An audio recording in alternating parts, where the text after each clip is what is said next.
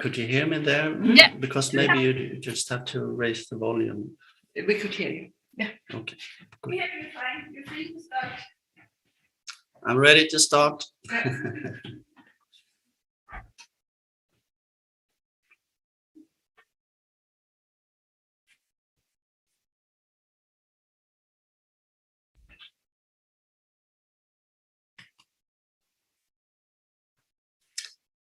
So I will start this lecture, and I've called it the transformation of identity and relationships.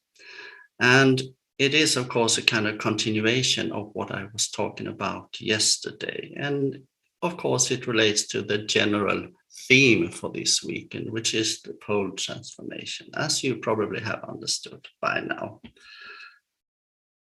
And I would like to start with a little bit more sociological perspective, like I did yesterday. And I was thinking about the concept of identity. I find it very interesting. And as we go through life, we generally form an idea of who we are and what we want to do with our life. And our identity here, meaning how we perceive ourselves and also present ourselves to others, is shaped early on in life. We might have certain talents that emerge, and we also have different experiences that tells us who we are and how other people see us.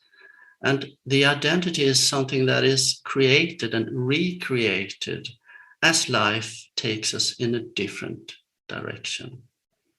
And we are seldom completely the same person when we are young as the one we become later in life.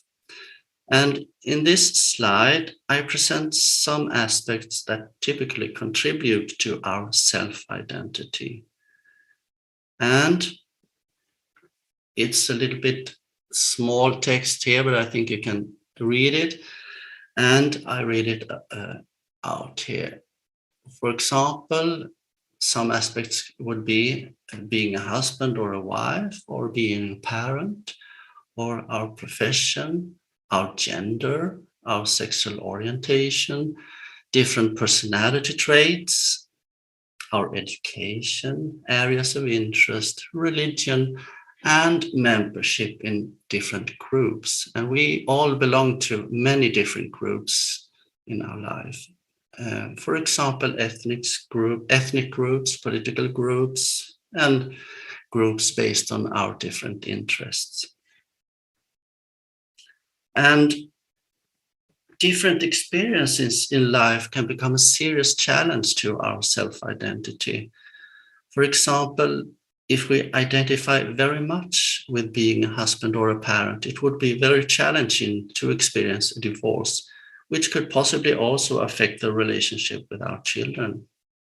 Similarly, if we at some point in life begin to have sexual feelings for a person of the same sex and previously have lived our whole life as straight, that is heterosexual, we would probably end up with a crisis of some sort. Even if we experience the change as something positive, it does something to our identity, I think, and it makes us want to have answers to new questions that we haven't put out in front of ourselves before. And life is full of surprises, and regardless of what kind of hardships we go through in life, we tend to reflect upon what this means to us and how we should relate to these hardships. And as we have seen in our previous lectures, the pole transformation brings a lot of changes, which will be a big challenge for us in different ways. For ages and ages, we have been used to living in heterosexual relationships, mainly in a marriage, and the center for our life has usually been the family. What happens with us when we struggle to maintain a certain sense of who we are and what our life is all about when we discover that we are more or less unsuitable to live in a marriage? Are we going to live on our own and experience periods of loneliness, and how can we cope with these challenges? Questions like these tend to arise when we read about the analysis of the pole transformation. And of course, the questions also arise when we meet challenges in our personal life. And we will take a closer look at the difficulties we meet when we enter what Martinus calls the zone of unhappy marriages. And we will also go on to the zone of infertility. And this latter concept is used only in Livet's book 1 by Martinus, but I think it can encompass the changes that relates to the transition from a one-pole sexuality to a double-pole sexuality. And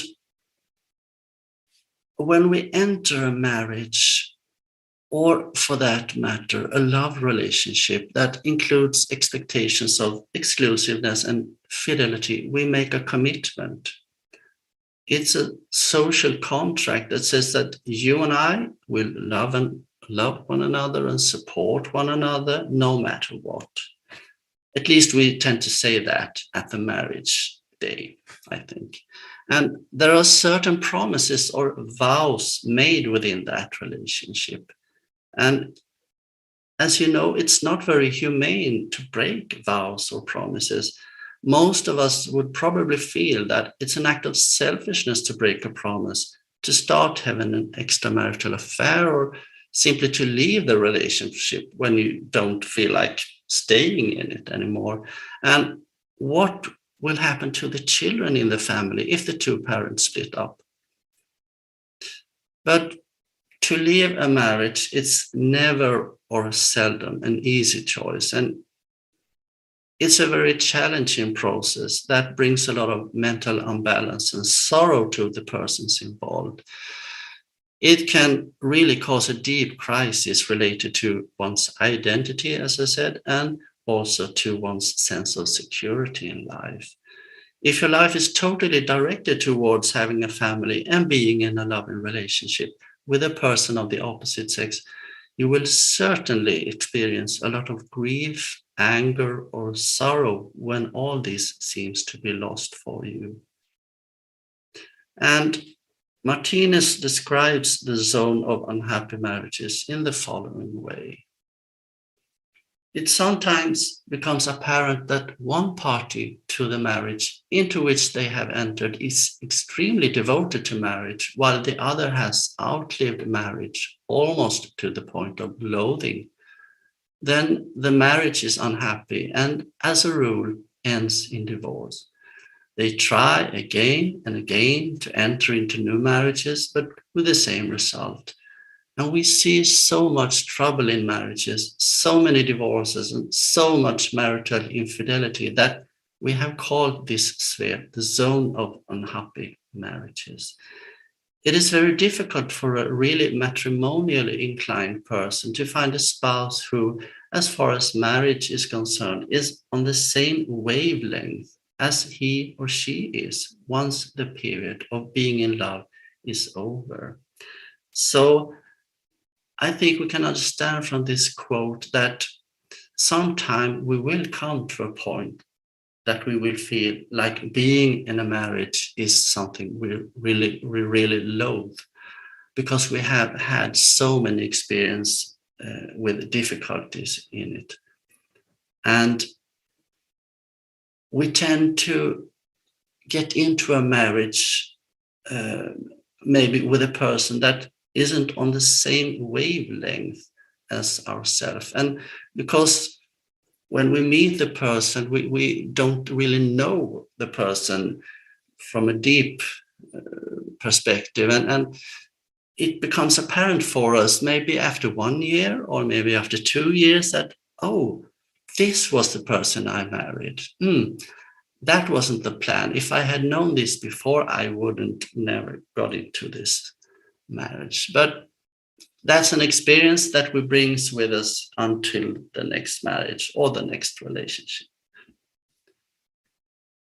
And the reason we come to this phase in our development is, according to Martinus, that marriage is in the deepest sense connected to a one-pole state in our consciousness. And we associate this one-pole state or condition with the animal kingdom, where the struggle for existence keeps us in a more or less selfish direction or attitude towards other living beings. And in the animal kingdom, we must fight to survive. And in the animal kingdom, there is a great rivalry between the beings of the same sex, like Marit said also in her lecture before. And there is no such thing as friendship and love in its real sense. And the only light in this darkness is the connection with a living being of the opposite sex.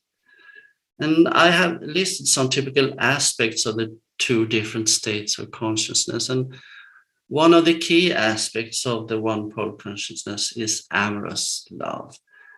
And it's also selfishness and orientation towards procreation, rivalry, jealousy, envy, possessiveness. And as you see, the more we are inclined towards the one-pole consciousness, the more happy marriages we have. And the more we are directed towards double-pole consciousness, the more unhappy marriages we have. And when it comes to amorous love, he says that it is the strong longing for a being of the opposite sex, or so-called amorous love. It is completely analogous with purely material hunger or thirst, with a soul different that it is more mental in nature, more to do with the consciousness. And if we look at the double-pole consciousness, we associate that with neighborly love and unselfishness, and a sexuality associated with caressing and kissing, like Mary said before, and also deep friendship, regardless of the sex that the friend has. So it's not important for us to have a friend of the same sex or with a different sex of our own, as you all know, of course. And our talent for marriage decreases. We have spoken a lot about that in this weekend. And most of us are aware of that. The relationship typically has a rather short period where both parts are in love with each other. And it's called the honeymoon period. And they tend to see one another as the ideal partner without any flaws. But we seldom understand why all the difficulties then begin to occur. And we certainly have different approaches when it comes to tackle all these difficulties. Some of us are willing to invest a lot of time and energy to make the relationship work, while others want to break up quickly and hope for a better suited partner the next time. And in our culture, we typically have experience from many love relationships in our lives. And that brings a lot of experience to us, and we get to know ourselves and we get to know other people. So it's a really good thing, I think, to live in a relationship if you want to learn things about yourself and about other people. But of course, sometimes it gets too much, so we tend to live alone in periods because it is perhaps easier. And our culture had changed a bit, I think, since Martinus did his writings. Both men and women have probably become more aware of the challenges of combining career and family. And it is even more obvious that both men and women want to pursue a career before they start a family. And for example, in Sweden in 2021, the average age for women who had their first child was 30.1 years, and for men, 32.1 years. And I think it tends to go in that direction, that you are a little bit older when you want to start a family. And I think also that you will just finish your education and start a career, and then you will decide if the person you are in love with is the right person to start a family with. I don't think early on, if we go back a few decades or 50, 60, 70 years, I don't think we tend to plan as much as we do now in our life. And we reflect much more upon what is good for me, what is good for the children, what is good for the other part, and what do I want to do with my life. I don't think earlier generations reflected so much about these things, but we do now, and that's because we have had a lot of experience in these areas. And Martinus goes on to explain that our human consciousness that are not oriented towards procreation and marriage becomes an undermining factor in the relationship. One part, or perhaps both parts, want to meet other friends, they want to pursue a career, as I said, or invest time and energy into a certain interest outside the marriage. And he writes here, and I haven't written out the quote here, but I'll read it for you. So when the married couple arrive at the period in which their sense of being in love with one another is less strong, the question is whether their mutual friendship and common interests, and not least the love they have for their children, is strong enough to enable them to live together harmoniously on the basis of these human attributes. Thousands of human beings lack the patience to give it a try, and they throw themselves into new relationships, which after a period of time might also lead to shipwreck. And if they have left their previous marriage partner and the children, this can give rise to quite an unpleasant fate in future lives. So we must understand that everything that we do have karmic consequences, and karma is, of course, not a punishment. It's just a way for life to teach us how we should behave towards one another. So it's a learning process, of course. And one could ask oneself, what is the solution to these problems? Well, Martinus doesn't say anything directly about what we could or should do, as far as I'm concerned. But as we know, everything we do has karmic consequences, and it's probably a good idea to try and work on our humane faculties and avoid our animal and egoistic tendencies to take over in our life if we can. This means that we must sometimes make choices between actions that both lead to unpleasant effects for ourselves or for another person. And like we said before, when we were discussing, sometimes the best choice is the one that leads to the least evil, so to speak. And we must make decisions based on what the best outcome will be in different situations when we consider what the outcome will be for another person, perhaps for the children, and also, of course, for ourselves. And an important aspect is to enhance our self-awareness, I think. And do we really want to engage in a love relationship? And if so, on what terms do we want to engage in a love relationship? Or is it perhaps better to live alone? And what are the disadvantages of that? These are questions that we might pose ourselves in our life.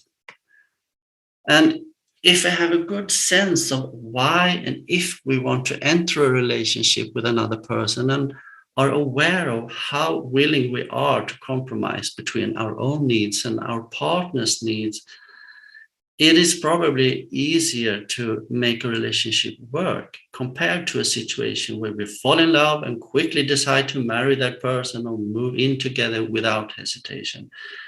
When I was younger, around my 20s, I thought very little about what the consequences could be if I moved in together with another person. And of course, that resulted in a lot of experience with what that could lead to. But I can tell you now, there is no lack of knowledge about that almost 40 years later. And still, do we want to live alone? Do we want to be without intimate contact with another person who can stand by us in troubled times and to whom we can express our feelings of love and devotion? Probably not would many of us respond to that question, but the reason we search for a partner can differ, but somehow it is connected to our need for love and security. And also with a steady partner, we have potentially also a better possibility to satisfy our sexual needs. And if that's not the case, we might leave the relationship and seek out another partner. And we see that many of us choose to live in a kind of marriage of companionship, or just simply engage in a relationship without living together. In that way, it is easier for us to leave the relationship when the potentially hard times begin. And I mentioned the sociologist Anthony Giddens yesterday, and he talks about the rise of the pure relationship. And this has nothing to do with sexual purity.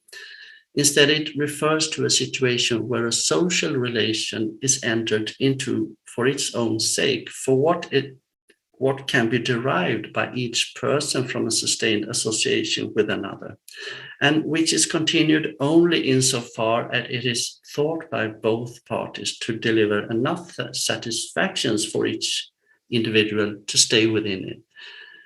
And he also states that marriage for many has veered increasingly towards the form of a pure relationship. So you might think that this is a kind of calculation. What can I gain from this? And what does he or she want from this relationship? But even if it sounds a little bit selfish, I think it is a good thing to reflect upon. Do we really want to live together? And what do we have? What kind of feelings do we have towards one another? And how would our life be? Of course, we can't have answers to these questions. We have to live together to get the answers. But if I know myself, I will probably be a better partner if I know what my limits are and what my animalistic tendencies are, for example.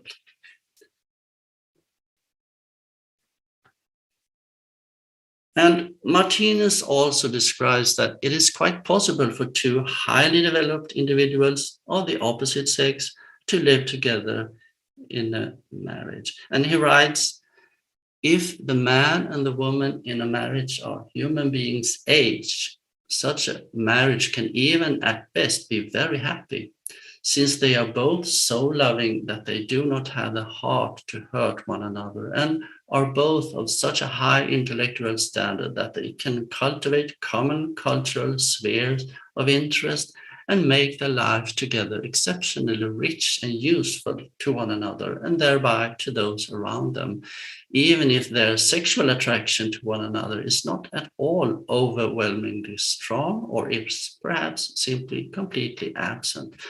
But, and that's a point he makes, it is not common that a marriage consists precisely of two human beings' age. And I think also, regardless of your sexual orientation, this kind of marriage is something that we will see in the future, I think. And we want to avoid the more traditional types of marriage, which is based on amorous love. So returning now to the picture about identity, we can conclude that the challenges concerning marriage and relationships between individuals of the same sex will give rise to many questions about life and about our identity. And perhaps especially in those areas that are connected to family life. And I have put a yellow color in these circles: husband, wife, parent, and perhaps areas of interest. If your area of interest tend to be the family and children and having a partner or so. And we will now turn to the zone of infertility. And Martinus explains that our desire to experience the highest fire does not go away when we become more double-poled, as we have seen before. And it will just transform into a new form of desire. And he writes that thousands of people are born and live their whole life as unmarried. They have no attraction to the one-poled mating act. That is the mating act between the male and female sex. This does not mean that the desire to experience the highest fire has also completely faded away in these beings. On the contrary, the development of universal love is growing steadily. And further on, but during the degeneration of the one-poled form of experiencing the highest fire, universal love begins to arouse a desire in the being for a culminating release with another being. But since this desire is no longer one-poled, it is no longer the opposite sex that is the object of the desire being released. This in turn means that the man is no longer sexually attracted to the woman, just as the woman is no longer sexually attracted to the man. And as we talked about yesterday, and even today, there are a growing number of people that openly define themselves as homosexual or have a sexual identity that does not comply to the societal norms. We also hear stories about people who can't really identify with their biological sex. And we understand from Martinus' analysis that this is a result of the pole transformation. There are still many questions to be answered in this area, of course. And for example, why do gay people want to engage in same-sex marriages?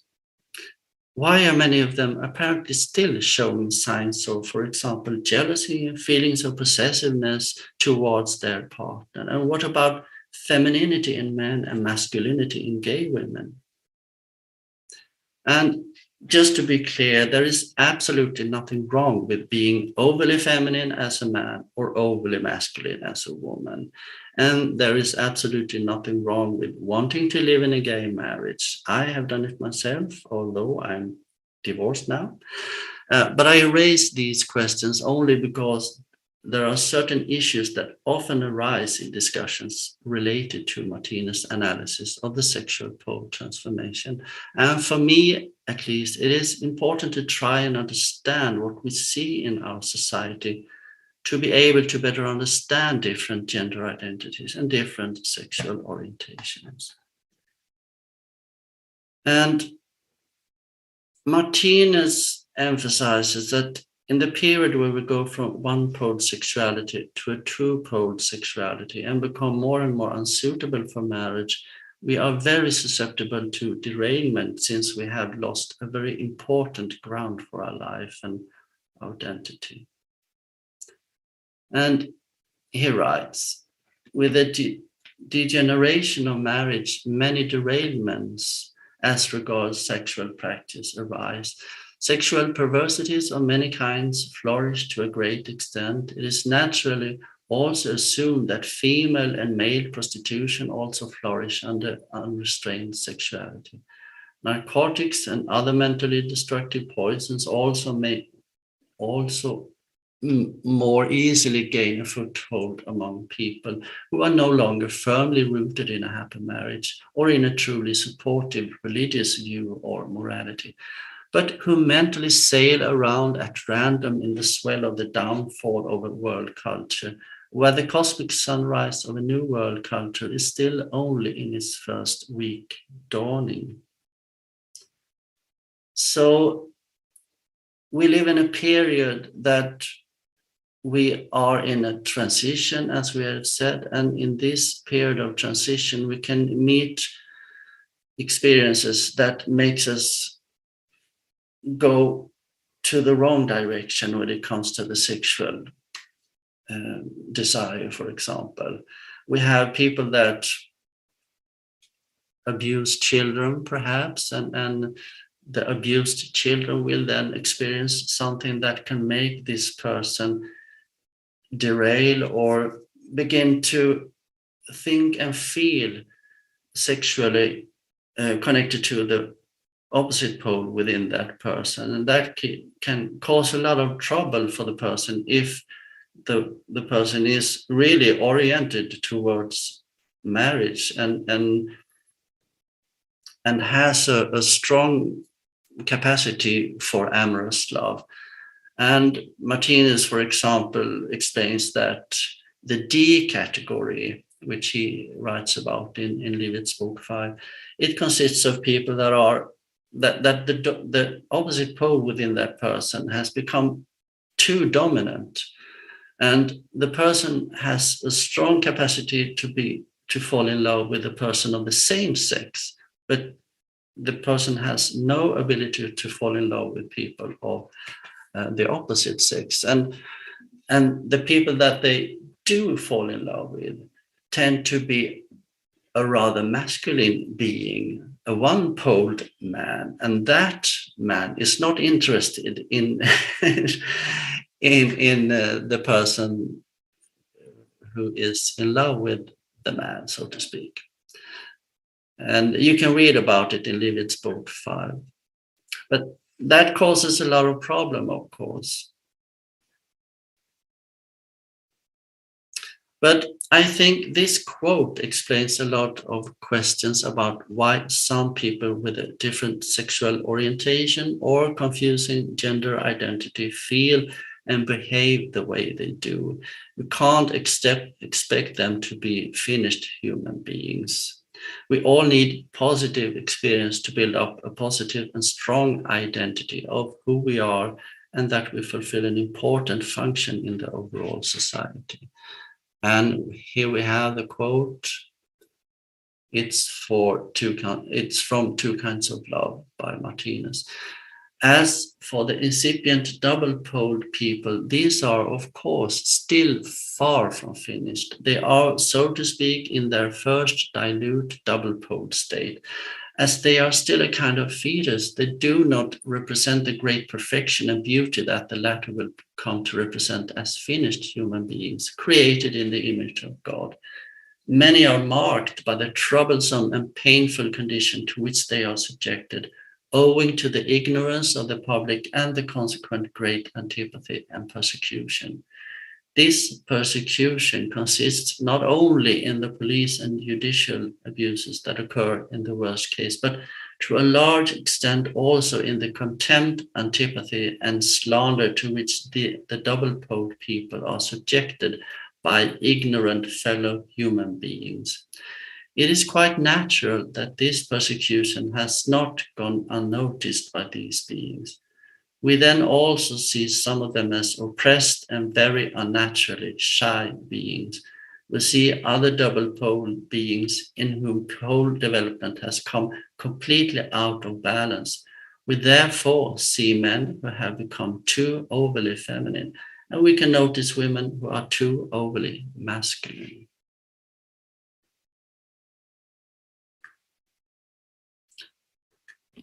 And I think it was Helle who mentioned these families before in our discussion. The way I understand it, we live in a culture that point out the family and the loving relationship between two people as the norm. And we all have experiences with marriages from many lifetimes, so that is something that we are used to and naturally strive for to experience regardless of sexual orientation. And we are now in a period of transition where we must discover new ways of living and new identities that correspond to our feelings and longings that are changing. The so-called rainbow families become more and more visible in society. And I think this is an important transition to a phase where we no longer feel the need to live in traditional relationships. And we will see what the future holds. What we have here different kinds of rainbow families. They can consist of 2 mothers and 2 fathers. And you can get children in different ways. You have, for example, assisted conception, or you have host pregnancy, which is not allowed in Swedish clinics, but I have 2 acquaintances of mine, I think it's called in English. They have used this process with a woman from another country. Well, there's certain moral issues connected to that as well, of course. And there can be more parents than 2. There could be 4 parents, 2 mothers, 2 fathers, and they can share the responsibility. Or you can be a single parent as a gay person, or a family can consist of trans persons and queer persons as parents.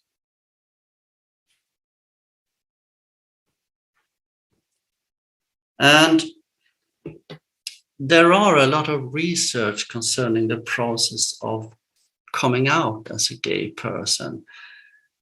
We tend to define ourselves in relation to the dominating culture, and depending on which culture we live in and its attitude towards different sexualities, the process will be more or less difficult.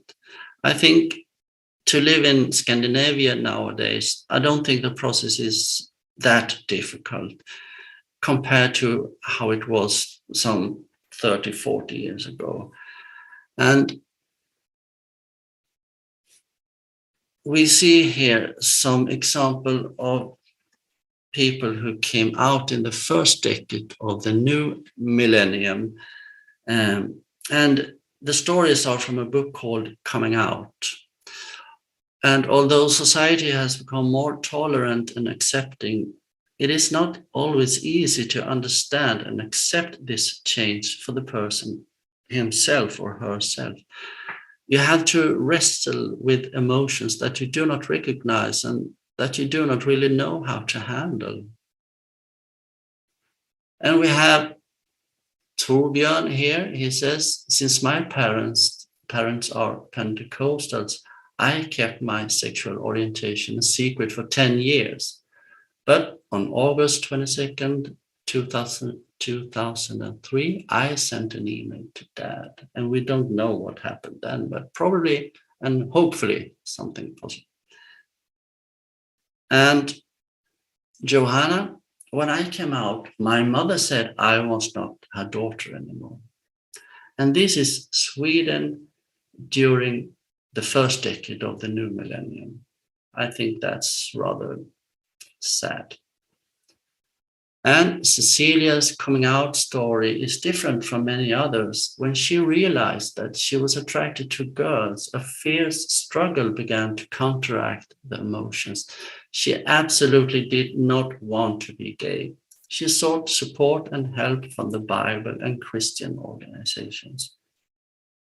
And hopefully that was something positive, but I have some suspicion that it wasn't so. And Joseph, whose parents came from Kosovo, when I came out, my parents went down to the hospital's emergency room with me. Well, that wasn't a positive experience, I think. And then we have Zed. First, Zed came out as gay, then as transsexual. So he or she, the trans person, had to come out twice, of course. So that's even more difficult. And as it says on the posters in the photo, I think it's an interesting photo. I think it is from the 70s. The gay people there, they want to emphasize that it is all about love and that you want to make your love visible. Furthermore, they protest against the intolerance from religion and they highlight the love that Jesus shows everyone. And nowadays we have so-called pride festivals all around the globe and they attract all sections of society. And when we add the cosmic perspective to this, it becomes obvious, at least to me, that this shift in our sexuality is something that will affect several lives and make us reflect upon who we are, what we want, how we should relate to other people in relationships and so forth. It takes time, and we need new experiences to understand ourselves in this new situation. And in my opinion, it's an important phase that enables us to really grow as human beings. And we must understand that people are in different phases of this development or stages. And some has gone through periods of derailment or periods with great difficulties that has formed their personality and their sense of belonging in society. And historically, there has been a great lack of understanding of this shift in the sexual area. And gay people have been persecuted in many ways. And Martinus, he really noticed this problem. So returning again to the question about identity, we can now conclude that the pole transformation brings about a lot of changes relating to our sexuality, our personality, and other aspects of our identity. Probably most of these aspects, but I have highlighted some of them with yellow here. So. Well, thank you for me.